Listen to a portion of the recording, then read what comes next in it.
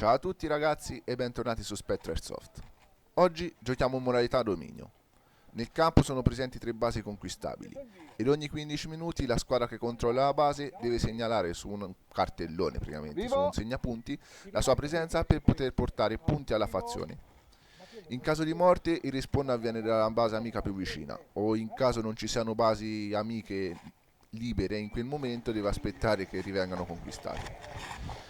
Detto questo vi lascio al video e spero che vi piaccia.